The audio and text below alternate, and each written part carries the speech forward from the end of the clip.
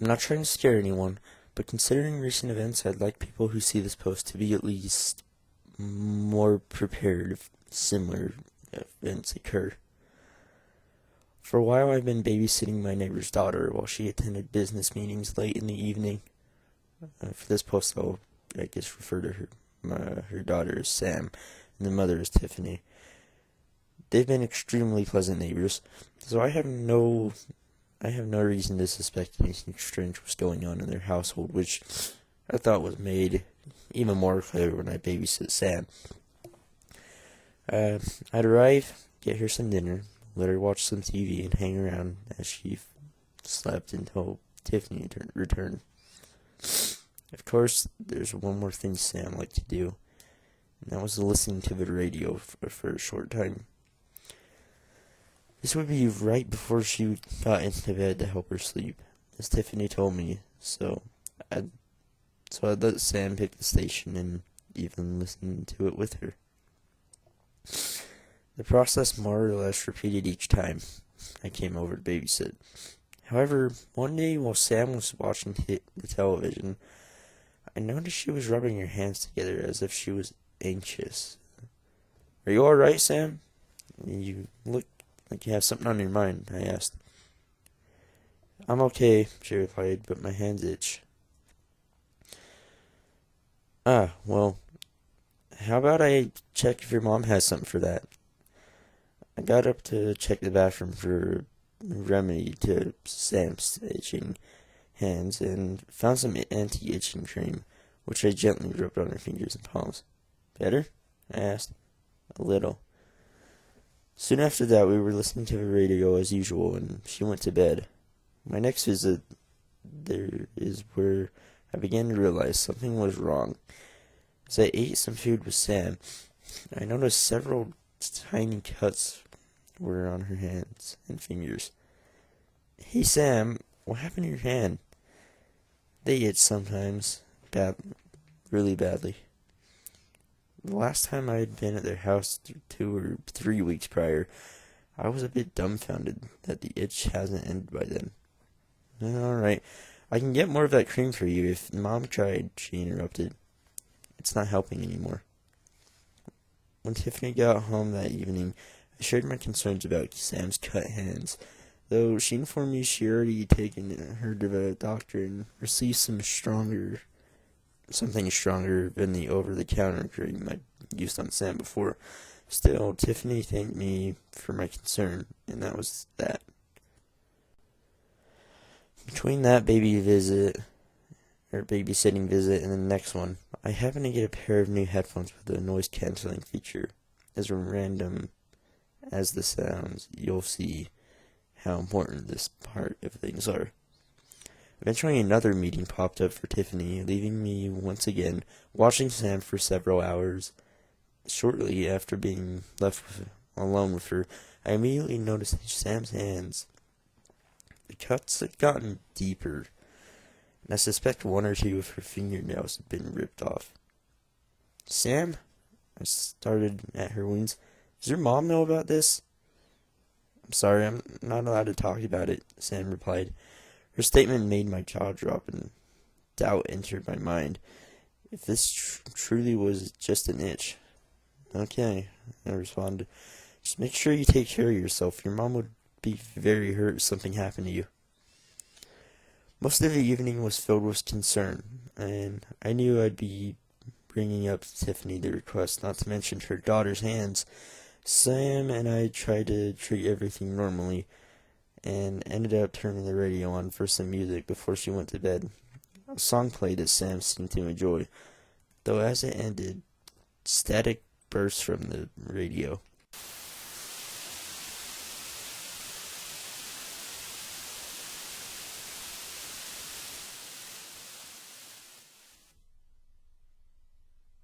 I jumped a bit in reaction to how loud it was, though the regular static returned fairly quick. "Wow, that was sort of spooky," I stated to Sam in an attempt to add humor to the mood.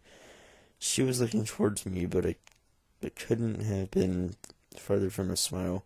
Her face was pale and sweat started to creeps down from her forehead. I obviously didn't mention it, but I was feeling much more uneasy also. The explosion of static in combination with whatever happened to Sam put me more on edge than I used to.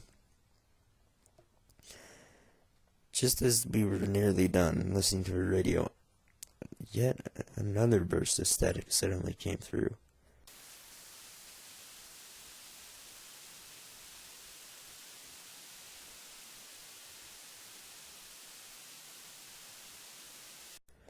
Though this time the sound was nowhere as loud, but it was, however, much longer. Sam lowered her head as she was just frightened at this time. She was the last. Don't worry, it's just noise, I told Sam. How about you get to bed? Your mom will be here soon to keep you company and make you smile. But I'm sure it'll make her smile to see you're sleeping well. As shaken as Sam was, she nodded and began to exit the room, so I turned off the radio and waited for her to brush her teeth, as well as whatever she did before usually getting into the sheets. As a bit of a favor, I decided to try and fix whatever was wrong with the radio. Sam wasn't frightened by it again. Sure, the sound might have been completely out of my control if it was coming from some kind of interference, but I felt more at ease checking. I turned on the radio, listened. The same channel that was playing it earlier until static broke through the speakers once again. By chance, I had my noise-canceling headphones on with me, and I was a little curious now. I was a little curious on how well they'd work at blocking out the static. I didn't mind getting a second pair for Sam, especially if they did the job. Upon putting them on and turning on noise canceling, the sounds around me faded out. Mostly the only thing that remained completely unaffected by the headphones was the static from the radio. For a moment I tried to figure out what that could be. I couldn't hear anything else. I couldn't before. A barely audible voice was hidden in the radio static. I could only pick up a few words though. Because it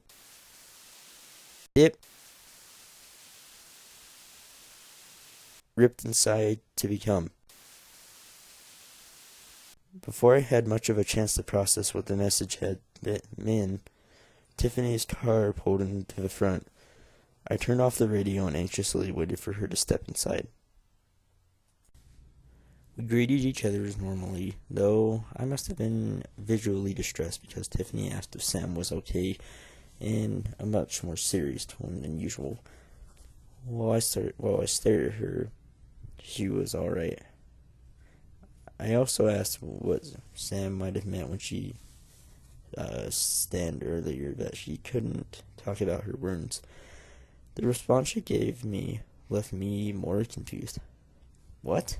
I never said anything to her like that. Why wouldn't I want her to mention if she was in pain?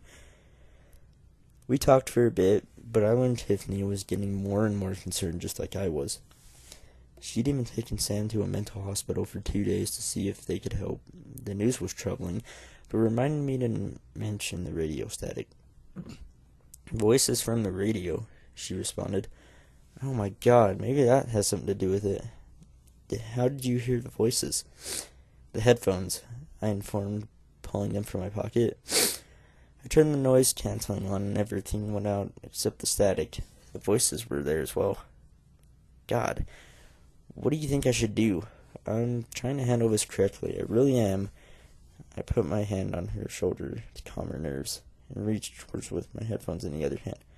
Maybe start by trying to record it when you hear it. You can borrow the headphones even. Tiffany thanked me for the generous support, so I left my headphones with her and didn't hear much of an update for several days. Actually, I didn't hear anything from her. I didn't see her to say hello or hear any noise from her house for almost a week. This wasn't normal behavior for Tiffany and her daughter. which caused worry to fill my thoughts of what might have happened. One afternoon, however, as I was just getting home from work, I saw Sam standing in the front of my door. Towels with red spots were wrapped around her hands. I could tell she was trying to cover her mouth. Hey, Sam, I greeted cautiously. Are you alright? She tried to respond, but refusing to uncover her mouth, leaving her words too muffled to understand. What's that? I asked, stepping closer to the door. Did you get hurt? I wasn't able to clear an answer out of Sam, but the tears began to roll down her face, followed by running back to her house. Sam! I called. Tiffany was very protective of her daughter. She wouldn't let her be running around like this. The door of the house was wide open, and I needed to see what was going on, and I needed to know. With a ball of nervousness growing in my throat, I headed to open the door, glanced inside. The house was a complete mess. Tables had been turned over, forks and knives were scattered through the kitchen and living room, and the television had been smashed. Ah, fuck, I exclaimed. Tiffany, are you in here? No response, though. I could hear tiny feet frantically searching around one of the rooms. Sam, I called, following the source of the noise. Something else suddenly caught my attention. Another noise. The radio static violently erupted from it. Like someone had turned the sound up as loud as it would go. In the corner of the room near the shattered television were the headphones I'd given Tiffany. But what the hell were they doing in such an odd spot? The noise canceling was turned on, so I momentarily placed them in my ears to see if there was anything coming through the radio. What I heard in the static was an angry, screaming voice. They're in your skin, my dear. I see them crawling, and they're going to hurt you. If you don't get them out, they'll lay eggs and more will come. Get them out, my dear. Oh shit, I exclaimed. But it was even worse than that. Maybe the psychotic message was louder than the radio, but it was coming from everywhere.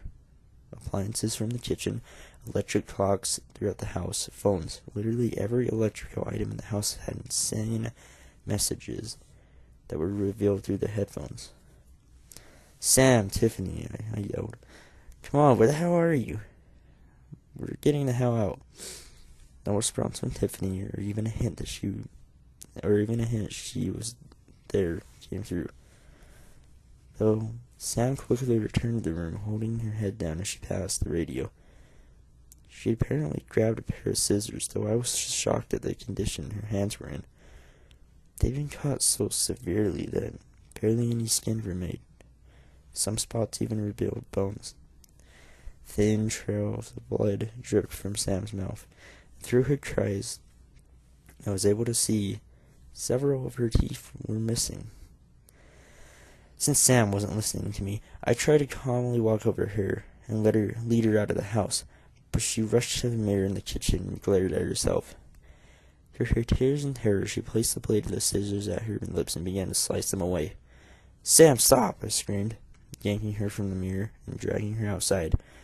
The headphones were still in my ears, but I forced them out and threw them to the ground. My cell phone was in my pocket, so I rushed to grab it and immediately called the police.